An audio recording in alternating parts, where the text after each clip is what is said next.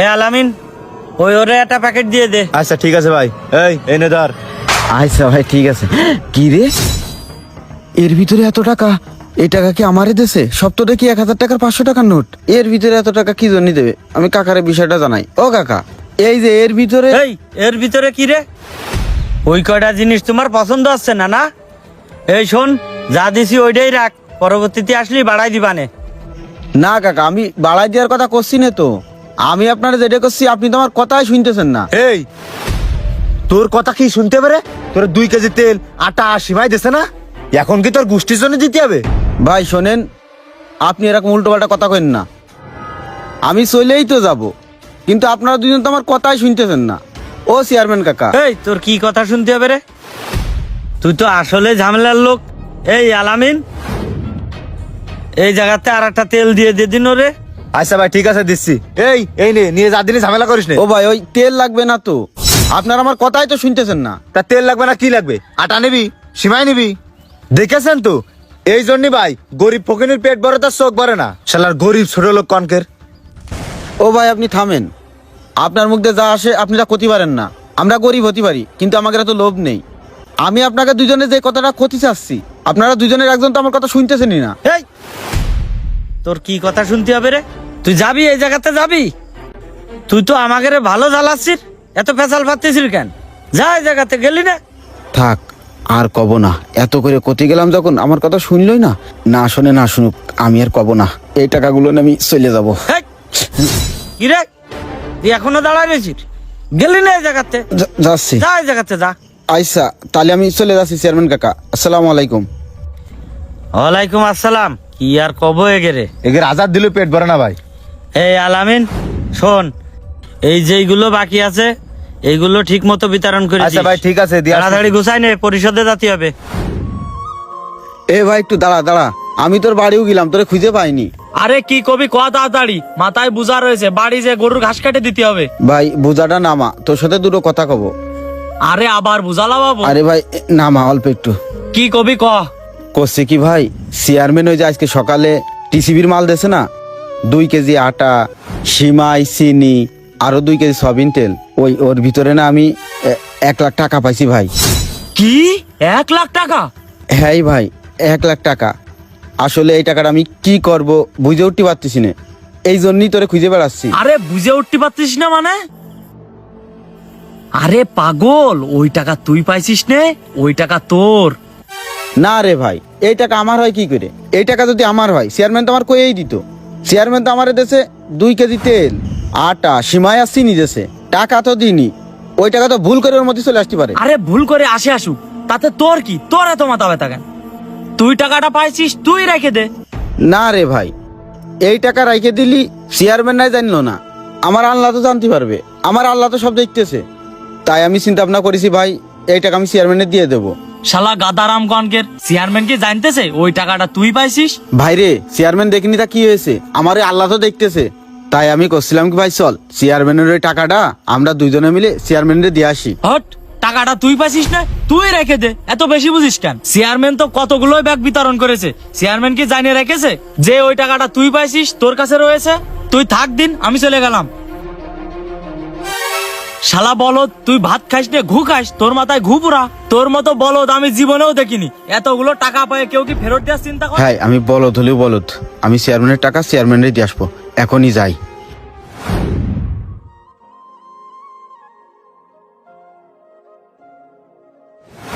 এই কালকে যে টাকাগুলো তোর কাছে দিলাম, টাকাগুলো ঠিক মতো নিছিস তো? কোন টাকা ভাই?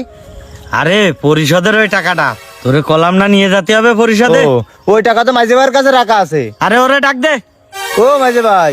এই তো মাঝে ভাই, আরে আসতেছি। হ্যাঁ কি হয়েছে মিয়া ভাই, কিছু কবেন নাই? এই আলামিন যে টাকাগুলো দিল ওই টাকাগুলো দে। ও ভাই, টাকাটা আপনি পরিশোধে নিয়ে যাবেন বলে আমি তো টিসিবির মালের ভিতর রেখে দিছি। ওরে সর্বনাশ, তুই আমারে কি ক্ষতি করলি? টাকা থোয়ার আর জায়গা পাসনি। এই তোরে টাকা ওই জায়গায় রাখতে গেছ কিডা?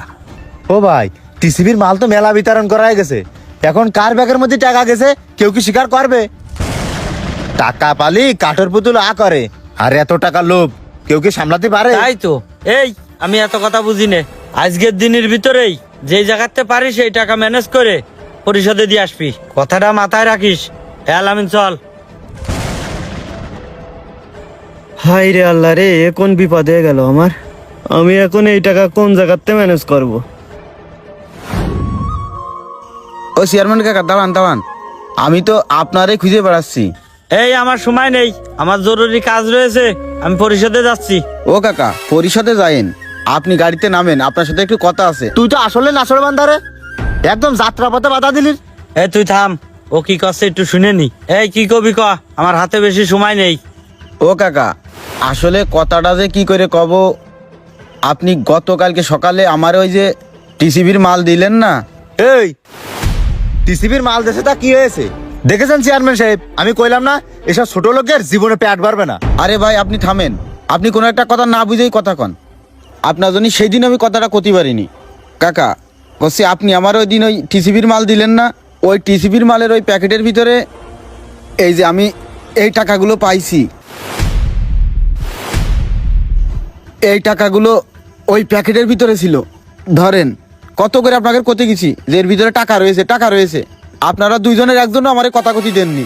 আরে শালার বলদ রে, এতগুলো টাকা পেয়ে কেউ কোনোদিন ফেরত দেয়? বলদ দেখিছে তা আমি এর মতো বলদ দেখিনি। চেয়ারম্যান কাকা, এতগুলো টাকা ও আত্মসাৎ করতে পারবেন না, এই জন্যই টাকাগুলো ফেরত দিয়ে গেল। আরে ভাই আপনি থামেন, সেদিন একবার আপনি কতগুলো বেশি কথা কয়েছেন, এখন আপনি বেশি কথা করছেন। আপনি কিন্তু না জানে বুঝে এতগুলো কথা আমার ক্ষতি পারেন না। এ তুই থাম দিনি, ও কি কথা করছে, ও কথাগুলো ক্ষতি দে। শোনেন চেয়ারম্যান কাকা, আমি গরিব মানুষ, দিন আনি দিন খাই, আমার আল্লাহ আমারে যা খাওয়াই ওইটাই আলহামদুলিল্লাহ। আমি আমার আল্লাহর দরবারে লাখো কোটি শুকরিয়া আদায় করি। তারপরও কোনোদিন আমি এইটাই চাইনে যে আমি কারোরে ফাঁকি দেব, কারোর তা মাইরে খাবো। আজকে আমি হয়তো এই টাকাগুলো আপনারে ফাঁকি দিয়ে নিয়ে নিতে পারতাম, কেউ জানতো না, কেউ দেখতো না, কিন্তু আমার আল্লাহ তো দেখতো। আমি এই দুনিয়ার সবাইরেও ফাঁকি দিতে পারলেও আমার আল্লাহরে আমি ফাঁকি দিতে পারবো না কাকা। আপনার এই টাকাগুলো আমি পাইছি, আপনার টাকাটা আপনারা আমি দিয়ে গেলাম। আর ভাই আপনি কি যেন কয়েছেন, এই টাকাগুলো আমি আত্মসাৎ করতে পারবো না, এই জন্যই দিয়ে গেলাম। ভাইরে একটা কথা কুস্তি শোনেন, ও চেয়ারম্যান কাকা, আমি সারা জীবন না খেয়ে থাকবো, তারপরেও কোনোদিন কারোর তা মাইরে খাবো না, কারোর ফাঁকি দেব না। ভাইরে গরিব হতে পারি আমরা, আমাদের ভিতরে লোভ নেই। আমি যদি লোভ করতাম তাহলে এই টাকাগুলো নিয়ে জায়গায় আসতাম না কাকা। এই দুনিয়ার টাকা পয়সা অর্থ সম্পদ সবকিছু পড়ে থাকবে, আমরা কেউ এইগুলো সাথে করে নিয়ে যেতে পারবো না, সবারই খালি হাতে যাওয়া লাগবে। আপনার এই টাকাগুলো পাওয়ার পরে আমার কোনো কিছু ভালো লাগতেছে না, মনের ভিতরে অশান্তি শুরু হয়েছে। এতগুলো টাকা আমি কি করব?